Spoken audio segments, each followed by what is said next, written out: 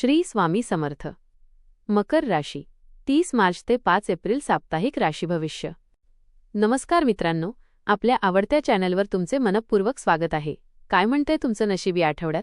मेहनतीचं फळ मिळणार का, की अजून थोडं संयम ठेवावा लागणार? नात्यांमध्ये गोडवा वाढेल की एखादा गैरसमज डोकं वर काढेल? चला तर मग जाणून घेऊया मकर राशीच्या व्यक्तींसाठी हा आठवडा नेमका कसा ठरणार आहे. आपल्याला हे राशीभविष्य आवडले तर आपल्या मित्रांसोबत नक्की शेअर करा आणि आमच्या चॅनलला सबस्क्राईब करायला विसरू नका. मकर राशीचे तुम्ही लोक मुळात खूप कष्टाळू, प्रॅक्टिकल आणि जमिनीवर पाय ठेवून चालणारे असता. या आठवड्यात तुमच्या या गुणांची चांगलीच परीक्षा होणार आहे. काही गोष्टी तुमच्या मनासारख्या होतील तर काही ठिकाणी थोडं थांबून विचार करावा लागेल. पण एक गोष्ट नक्की, तुमचं संयम आणि चिकाटी तुम्हाला शेवटी योग्य ठिकाणी पोहोचवेल. करिअर आणि व्यवसाय. या आठवड्यात कामाच्या बाबतीत थोडं जास्त लक्ष द्यावं लागेल. सुरुवातीचे 2 दिवस थोडे तणावाचे जाऊ शकतात. ऑफिसमध्ये कामाचा भार वाढलेला असेल आणि वरून वरिष्ठांकडून अपेक्षाही वाढतील. त्यामुळे काय आधी आणि काय नंतर हे नीट ठरवणं खूप महत्त्वाचं ठरेल. मंगळवारपासून परिस्थिती थोडी सुधारेल. तुमच्या मेहनतीचं कौतुक होण्याची शक्यता आहे. एखादा नवीन प्रोजेक्ट किंवा जबाबदारी मिळू शकते जी पुढे जाऊन तुमच्या करिअरला उंची देईल. व्यवसाय करणाऱ्यांसाठी नवीन डील मिळण्याची शक्यता आहे. जुन्या ग्राहकांशी संबंध सुधारतील. पैशांचा प्रवाह हळूहळू वाढेल. पण लक्षात ठेवा, घाईघाईत निर्णय घेऊ नका. प्रत्येक गोष्ट नीट तपासूनच पुढे जा. आर्थिक स्थिती. या आठवड्यात पैशांच्या बाबतीत मध्यम पण स्थिर अशी परिस्थिती राहील. अचानक मोठा फायदा होईल असं नाही, पण नुकसानही होणार नाही. अनावश्यक खर्च टाळा. गुंतवणूक करताना सावधगिरी बाळगा. कर्ज घेणं शक्यतो टाळा. शुक्रवार किंवा शनिवारच्या आसपास एखादा छोटा आर्थिक फायदा होऊ शकतो, ज्यामुळे मन प्रसन्न होईल. प्रेम आणि नातेसंबंध. या आठवड्यात नात्यांमध्ये थोडा उतारचढाव दिसेल. सुरुवातीला काही गैरसमज होण्याची शक्यता आहे. विशेषतः जोडीदाराशी संवाद कमी झाला तर भांडण होऊ शकतं. काय करावं तर मनातलं स्पष्टपणे बोला. रागाच्या भरात निर्णय घेऊ नका. समोरच्याचं ऐकून घ्या. मधल्या काळात बुधवार-गुरुवार वातावरण सुधारेल. जुन्या आठवणींमध्ये रमाल आणि नात्यात गोडवा वाढेल. सिंगल लोकांसाठी या आठवड्यात एखादी नवीन ओळख होण्याची शक्यता आहे. सुरुवात मैत्रीपासून होईल, पण पुढे काहीतरी खास बनू शकतं. कुटुंब आणि सामाजिक जीवन. घरात सुरुवातीला थोडं तणावाचं वातावरण असू शकतं. विशेषतः एखाद्या जुन्या विषयावरून वाद होऊ शकतो. पण तुम्ही शांत राहिलात तर परिस्थिती लवकरच सुधारेल.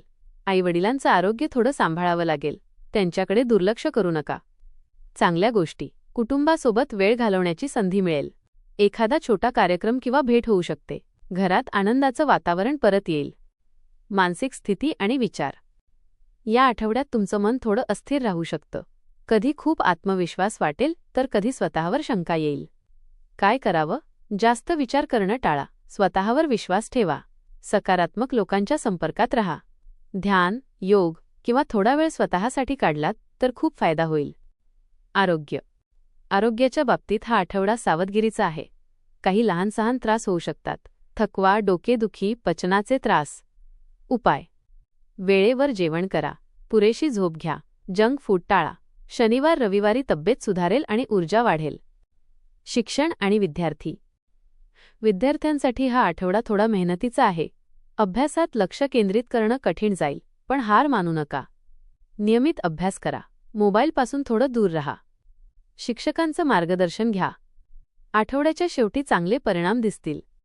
उपाय: शनिवारी शनी मंदिरात जाऊन तेल अर्पण करा. गरिबांना अन्नदान करा. ओम नमः शिवाय मंत्राचा जप करा. एकूण मकर राशीच्या लोकांसाठी हा आठवडा मिश्र पण प्रगतीचा आहे. सुरुवातीला थोडे अडथळे येतील, पण तुमच्या मेहनतीने आणि संयमाने तुम्ही सगळं व्यवस्थित हाताळू शकाल. करिअरमध्ये संधी मिळतील, नात्यांमध्ये सुधारणा होईल आणि आर्थिक स्थिती स्थिर राहील. हा आठवडा हळूहळू प्रगती करणारा पण थोडा संयम मागणारा असा ठरणार आहे. आठवड्याच्या सुरुवातीला काही अडथळे, तणाव किंवा कामाचा ताण जाणवेल, पण जसजसे दिवस पुढे जातील तसतशी परिस्थिती तुमच्या बाजूने फिरू लागेल. कामाच्या ठिकाणी तुमची मेहनत आणि जबाबदारीची जाणीव तुम्हाला इतरांपेक्षा वेगळं ठरवेल. सुरुवातीला थोडं दडपण असलं तरी आठवड्याच्या मध्यापासून तुमच्या कामाचं कौतुक होईल आणि पुढे जाण्याच्या संधीही मिळतील. व्यवसायातही सावधपणे घेतलेले निर्णय फायदेशीर ठरतील. आर्थिकदृष्ट्या हा काळ स्थिर आहे. मोठा फायदा नाही पण नुकसानही नाही. त्यामुळे खर्चावर नियंत्रण ठेवणं आणि भविष्यासाठी थोडी बचत करणं योग्य ठरेल. नातेसंबंधांच्या बाबतीत सुरुवातीला थोडे गैरसमज निर्माण होऊ शकतात, पण संवाद आणि समजूतदारपणा यामुळे ते सहज दूर होतील. आठवड्याच्या शेवटी नात्यांमध्ये पुन्हा गोडवा आणि जवळीक वाढेल. कुटुंबातही वातावरण हळूहळू आनंदी होईल. आरोग्याच्या बाबतीत थोडी काळजी घेणं गरजेचं आहे. थकवा, ताण किंवा झोपेची कमतरता जाणवू शकते, त्यामुळे स्वतःकडे दुर्लक्ष करू नका. योग्य आहार, विश्रांती आणि थोडा मानसिक आराम तुम्हाला ताजेतवाने ठेवेल. एकूणच पाहता हा आठवडा तुम्हाला एक महत्त्वाचा धडा देणारा आहे. घाई नको, पण सातत्य ठेवा. तुम्ही जर शांत राहून विचारपूर्वक निर्णय घेत पुढे गेलात तर या आठवड्याच्या शेवटी तुम्हाला समाधान, स्थैर्य आणि प्रगतीची जाणीव नक्कीच होईल. धन्यवाद.